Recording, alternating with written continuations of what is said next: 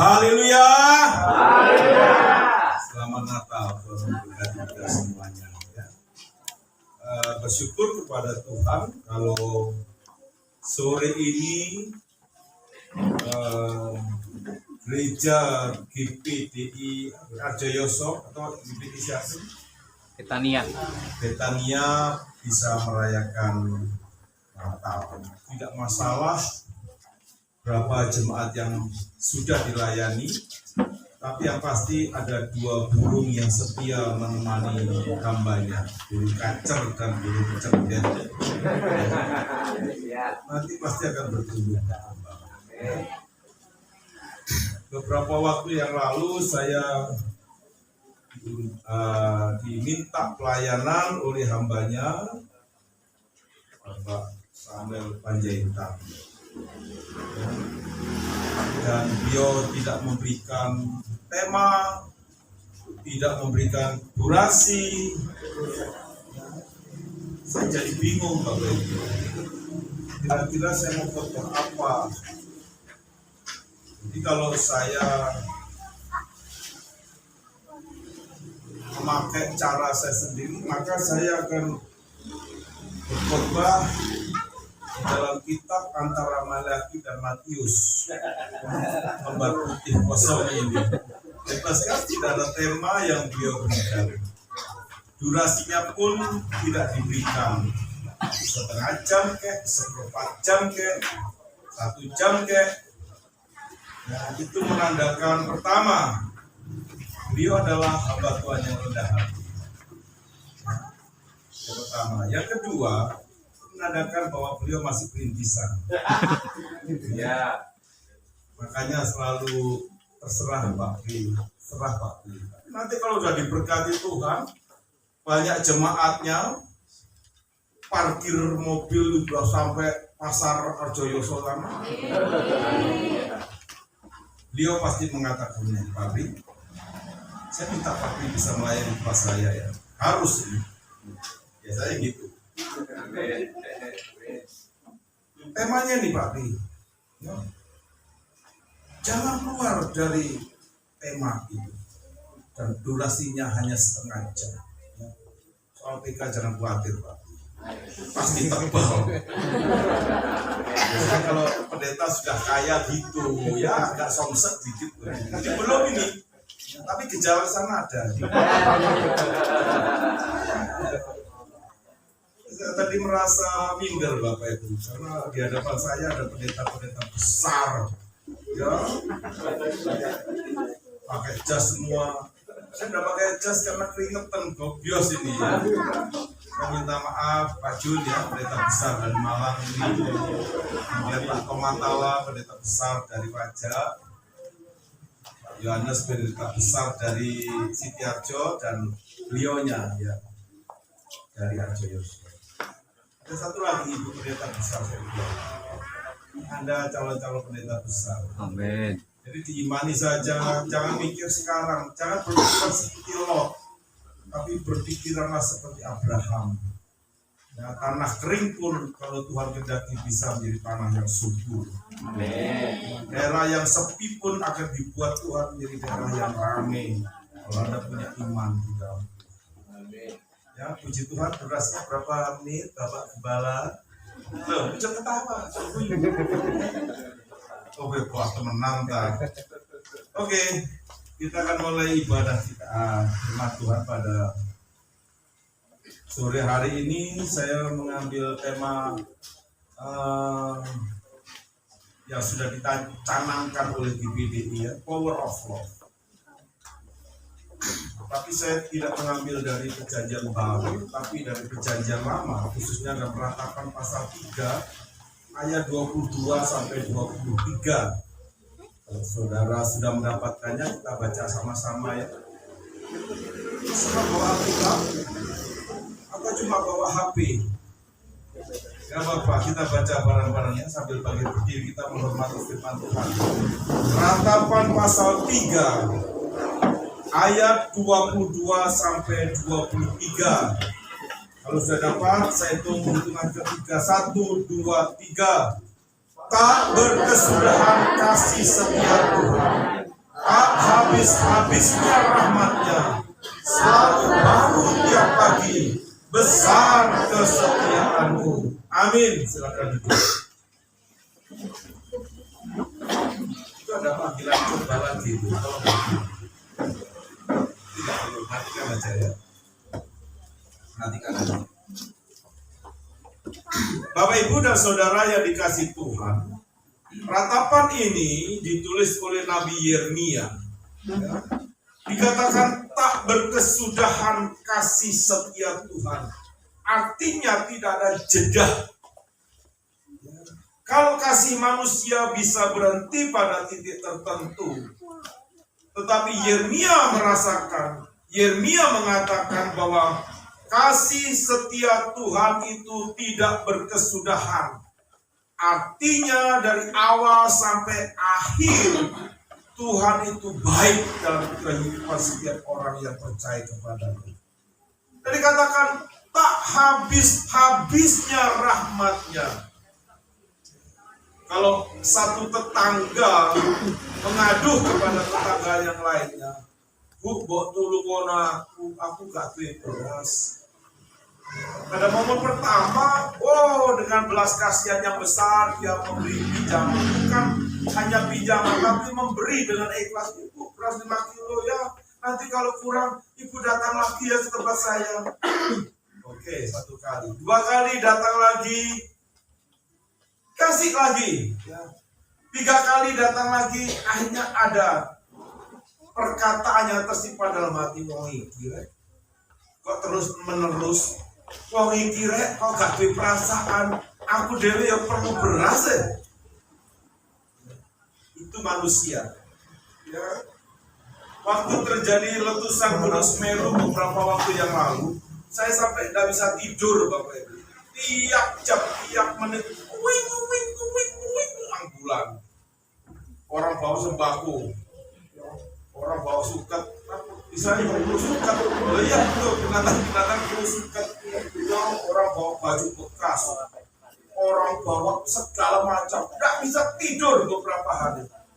Ya, kami pun sempat menelpon salah satu hamba Tuhan di sana. Lur, saya pengen kesini, ingin berbagi berkat. Jangan, berkatnya masih melimpah. Januari saja, Bro, pasti sudah sepi. Benar. Hari ini di jalan-jalan yang minta-minta untuk sumbangan Semeru sudah sepi. Ambulan sudah tidak seperti hari-hari kemarin, uang. Artinya sudah mulai menurun. Ya, nanti sebulan lagi sudah mandek itu pasti. Kasih manusia itu terbatas. Ya. Kasih jemaat kepada gembalanya juga terbatas. Ini fakta. Ya. Tapi Yeremia kenapa bisa mengatakan bahwa tak berkesudahan kasih setiap Tuhan, tak habis-habisnya rahmat-Nya, selalu baru tiap pagi, besar kesetiaan. Apakah kondisi Yeremia pada waktu itu adalah kondisi yang sedang baik, sedang diberkati Tuhan, atau sedang dalam kondisi yang aman? No, tidak. Ya. Ini adalah ungkapan Yeremia kepada Allah dalam situasi yang sangat tertekan. Ya. Situasi di mana bukan hanya Yeremia tetapi bangsa Israel terbuang dan tak terabaikan oleh Allah. Bukan manusia yang membuang orang Israel, bukan manusia yang membuang Yeremia ke Babel, tetapi Allah sendiri yang membuang mereka. Tapi kenapa Yeremia bisa mengatakan tak habis-habisnya rahmat-Nya?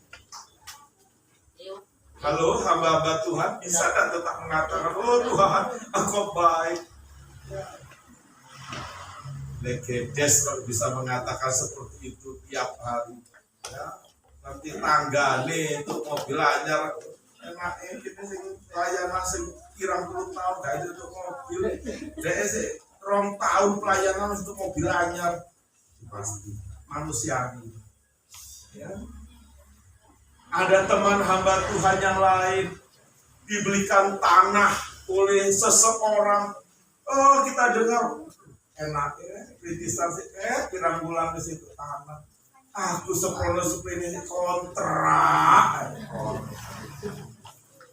Ya Pak ya. Halo hamba Tuhan. Saya khotbah itu hamba Tuhan, bukan untuk jemaat. Tenang saja jemaat. Ya tunggu saya selesai, Anda siap makan di sana. Tapi itu hamba Tuhan. Karena dibicara kepada Yeremia, seorang hamba Tuhan, seorang nabi besar lagi. Dan dia sedang berurusan dengan Tuhan.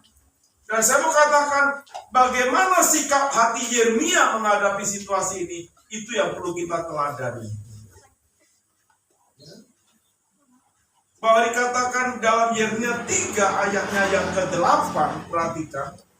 Yeremia 3 ayatnya yang ke-8 dikatakan, walaupun aku memanggil-manggil dan berteriak minta tolong, tak didengarkannya doaku.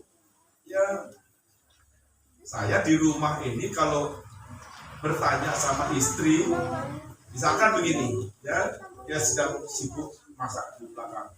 Nah, oke, saya tanya, masak apa? Dia diem. Saya lu marah. Kenapa sih gak dijawab? Korea.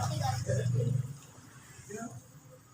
Saya gak dijawab, itu korek saya. Ya, merasa gak dihargai saya. Ya.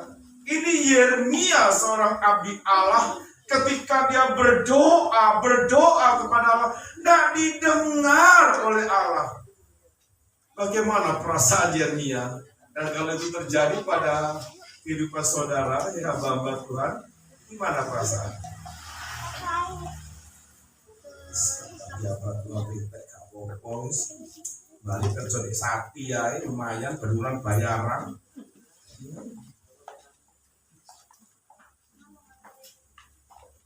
Menunggu jawaban Tuhan itu adalah waktu yang tidak menyenangkan. Bapak Samuel 1 tahun tuh di sini, betul? Ini Natal perdana dan sungguh luar biasa. Kursinya mana kalah tempat saya ini. Kita dibuki, luar biasa. Tapi dalam hatinya juga ngenes, Tuhan, tuh aku kok nggak kamu jawab itu. Aku butuh jemaat, betul? Aku rindu jemaat Tuhan. Setahun loh lebih. Ya jemaat ini manuk loro kacer becen deh. Tuhan kok kirim jemaat. Ini luar biasa ya. Walaupun Tuhan seolah-olah belum menjawab, dia tetap setia di tempat ini. Amin. Banyak teman-temannya yang menopang. Pendeta-pendeta besar. Daniel Tomatala, Pak Junandri, Pak Yohanes Busepa. Tiap minggu berapa ibadahnya? Minggu kedua, ada apa? Minggu kedua dan keempat. Saya yang belum kesini ya, maafkan aku ya. Bukan sok sibuk, bukan apa, tapi ya karena sesuatu hal. Bapak nanti pasti saya kesini dengan membawa berkas-berkas. Yang menjadi persoalan adalah kenapa Allah tidak menjawab doa-doa Yeremia. Dan kenapa Allah membuang Yeremia bersama-sama dengan umat Israel ke Babel. Dalam Raja-Raja 24 ayat 18 sampai 20 bisa membacakan buat saya. Yang dapat tolong bangkit berdiri dan bacakan buat kita semua.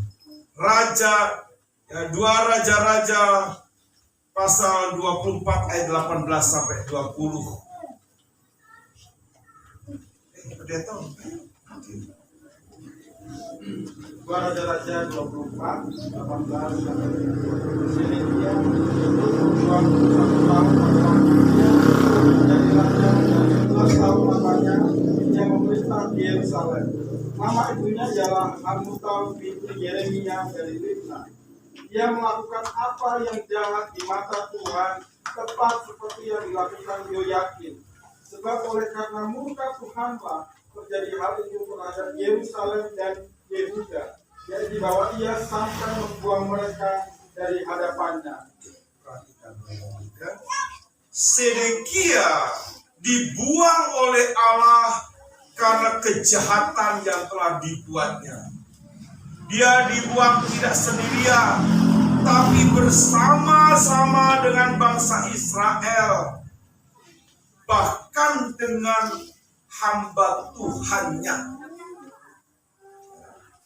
dengan nabinya dibuang. Mengerikan sekali Bapak Ibu. Yang berbuat mungkin 1-2 orang, tetapi itu menghamirkan seluruhnya. Ya. Dalam Yeskiel pasal 33, jika engkau tahu orang lain berbuat salah dan engkau tidak menegur mengingatkan, maka dosanya tertimpa atas kamu. Ya, makanya kita bukan hanya hamba-hamba Tuhan, tetapi sesama jemaat. Jika tahu saudara kita berbuat dosa, jangan cuek, jangan masa bodoh, ingatkan mereka.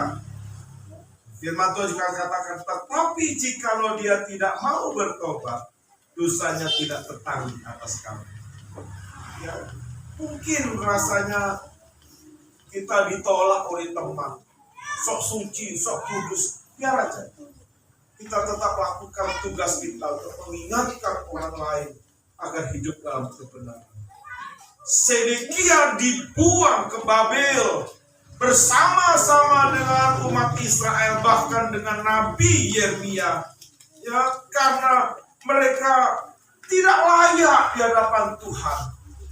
Ya, makanya dalam hidup ini mari kita terus hidup berkenan di hadapan Tuhan, siapapun kita.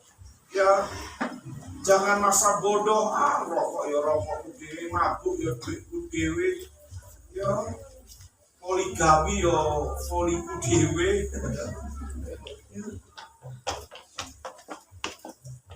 Belajarlah hidup menyenangkan hati Tuhan. Kita hidup ini hanya satu tujuannya, menyenangkan hati Tuhan. Saudara beribadah menyenangkan hati Tuhan. Saudara berdoa menyenangkan hati Tuhan. Saudara memuji Tuhan menyenangkan hati Tuhan. Saudara menolong orang susah itu menyenangkan hati Tuhan. Saudara mengembalikan perpuluhan milik Tuhan itu juga menyenangkan hati Tuhan. Lakukan semua yang baik, dan ketika Tuhan senang dengan apa yang kita lakukan, maka Tuhan mencurahkan berkat-berkatnya atas kita. Kenapa sih banyak orang yang sering mengalami kemiskinan dan tak berubah-ubah? Karena dia seringkali menyakiti hati Tuhan. Kata dibuang itu dijauhkan dari hadapan Tuhan. Dan ketika seseorang jauh dari hadapan Allah, maka siapa yang berkuasa atas mereka? Pastilah iblis. Ya. Jangankan jemaat, hamba Tuhan bisa melukai hati Tuhan, bisa hidup jahat di mata Tuhan. Ujung-ujungnya adalah kematian yang mereka terima. Nah, kita perhatikan Bapak Ibu dalam Ratapan pasal 3 ayat 31, di situ katakan demikian. Karena tidak untuk selama-lamanya Tuhan mengucilkan. Karena walau ia mendatangkan susah, ia juga menyayangi menurut kebesaran kasih setianya. Karena tidak dengan rela hati ia menindas dan merisaukan anak-anak manusia.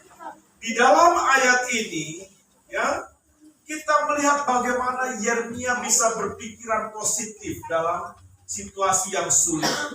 Seorang hamba Tuhan yang berpikiran positif, pastilah dia akan tetap taat walaupun ada dalam penderitaan, ada dalam kesusahan, ada dalam kekurangan. Yeremia meyakinkan bahwa hukuman Tuhan tidak untuk selama-lamanya. Amin. Apa yang dilakukan oleh Allah terhadap bangsa Israel itu hanya sebagai pembelajaran, mengajar supaya mereka bertobat, mereka berubah kembali setia dan taat kepada Tuhan, maka Tuhan akan memulihkan mereka. Itulah sebabnya Yeremia tidak melarikan diri dari hukuman itu. Tidak seperti Yunus, dia ikut serta dalam pembuangan ke Babel. Kenapa? Ini rahasianya. Karena Yeremia mengasihi umat Israel sebagaimana Allah mengasihi umatnya. Seorang hamba Tuhan yang berpikiran positif, dia akan tetap bersama-sama dengan jemaat yang dipercayakan kepadanya. Bagaimanapun juga situasi jemaat itu, tidak hanya pada saat yang kaya raya, pepet terus, cowadei terus, ya selalu berbuat baik. Oh iya om, iya om, pendeta kalau saya kawin lagi boleh? Enggak apa-apa om, yang penting perpuluhannya lancar. Ada batuan model begitu, tertutup itu pendeta model begitu. Gak dowo umuri. Saya pernah marah kepada salah satu pendeta di Malang Selatan. Marah besar. Kenapa? Ya, karena dia membiasakan menikahkan jemaatnya sudah ya, apa namanya? Betul. Pak Jun itu karena banyak makan besar. Tapi ini hamil, Bapak Ibu. Hamil dinikahkan di gereja. Saya tegur. Kalau jemaatmu hamil, jangan kamu nikahkan di gereja, nikahkan di rumah. Tahu nggak jawaban pendetanya? Menyakitkan hati saya. Ya, aku biasa Pak kok ini. Tahu umur mulai dalam hati saya begitu. Iya Bapak Ibu. Dan jangan menghamirkan gereja. Jangan menodai gereja dengan apa yang sudah dibuat di jemaat. Kalau hamil setelah nikah tidak masalah. Tapi ini hamil sebelum nikah, air curian itu manis rasanya. Makanannya dimakan sembunyi-sembunyi nikmat bangsa katakan. Sudah kayaknya sudah menjadi kebiasaan anak muda sekarang. Tidak diberkati anaknya seperti ini. Betul. Jawaban seorang hamba Tuhan seperti itu. Betul-betul seorang hamba Tuhan tidak berohani. Ya mungkin cuma berpikir yang penting jemaatku tetap setia di tempat ini. Seperti jemaatku akeh. Mungkin dia berpikir seperti itu. Kalau saya misalkan dia saya tegur dan kore mau minggat, saya bilang ya Joyoso kono lho, ya Joyoso kosong. Kamu enak, kamu akan disayang oleh pendeta di sana. Ya, saya pasti akan begitu. Saya pernah memarahi seorang pemuda, maaf ini, masih pacaran sudah betul-betul 8 bulan. Minta dinikahkan. Wah saya ngamuk, di mimbar ini, saya marah itu. Ya, sampai semaput saya. Enggak belas. Ya saya tak seneni ya Pak, pasal sarjana loh.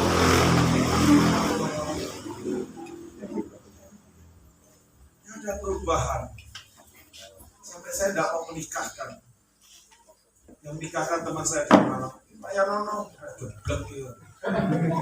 Melayani di rumahnya. Mungkin anak ini dan keluarganya balas dendam. Dia kasih amplop tebel-tebel sama pendeta yang layak selama di saya. Belum tak layani dia. Enggak. Saya punya prinsip. Enggak, kalau saya suruh teman, ya saya suruh melayani. Kenapa saya mesti marah? Karena saya mengasihi jemaat ini. Kalau saya tidak marah, berarti saya tidak mengasihi jemaat ini. Saya tidak akan bilang, oh nggak apa-apa, itu menunjukkan kamu seorang pejantan tangguh. Gitu,